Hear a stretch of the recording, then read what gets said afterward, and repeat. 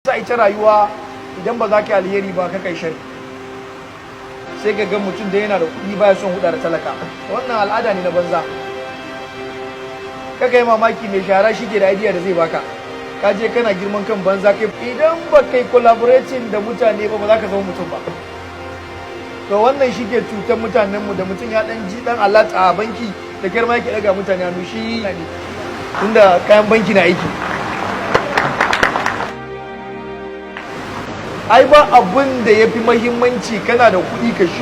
ka shiga mutane ka talakan da kake gani sai baka idea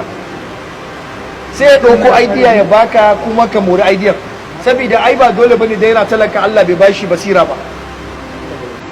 to ka sa girman kai bai isa ba talaka ne bai da ko sisi na baka kula shi to kai ka rasa idea saboda wannan ba duk mai ilimi baya haka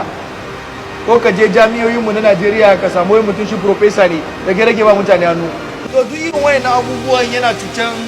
community mu yana cutan ci gaban mu yana wannan class different din idan ba a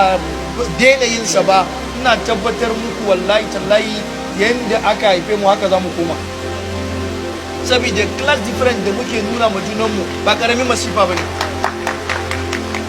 wannan abun kuma ya shigo arewacin Najeriya ne bari ga muku because ni haifafan Lagos ne in ka je Lagos za ga mai kudi yana huda da kowa amma an ka shigo arewa da mutum yana dan ji da dan miliyan 100 sai yana zuwa China to shi ko kowa shege ne ba yi wannan ba daidai bane